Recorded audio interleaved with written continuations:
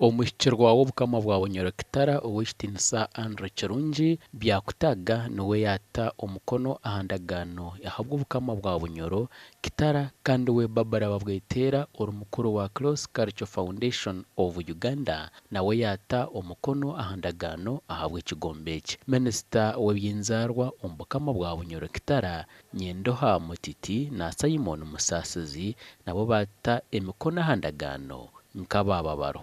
Bikuba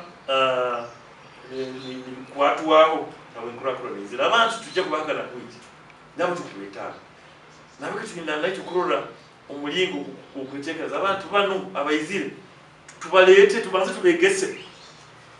tubegese tukole cultural induction tubegese wewe oli Bunyoro koroti ngeso wetu mzozini ojwaroti atunoyesanga ngu engeso zaitu nizeyongera kusisikara nikyo tukusangira twina ebintu ebitutalibanisa biro bino gamba corruption gamba ha service deliveries in offices byona bino ensibuko yabo tukwikiriza ngu ekuruga hakutakolaki habwa abana baitu abatesinganto kuba tutabanywanise bakasembera haihi n'obuhangwa bwaitu. Omuhikirwa w'Obukama bwa Bunyoro Kitara Andrew Kirungi byakutaga yagamba ngu ebyentunguuka ebirikubaho omu kyanga eki nk'okukora enguuto okutimba amajuta ngo nibishiisha eby'enzaarwa emicwe hamwe n'emitwarize omu Bunyoro. We are supporting the cultural groups to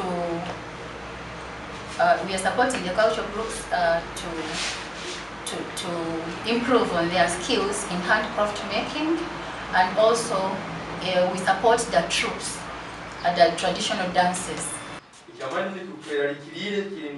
Obuzaranwa n'obuhangiranwa okugenda nebikira nibuwera muno habwenkurakurana erobo n'empinduka eri omu nsi amanya g'okuteeka omukulwanira kukwerekera kumu gali gataito omusente okuba n'otunula bagesi zitukora mu nkurakurana yaitu.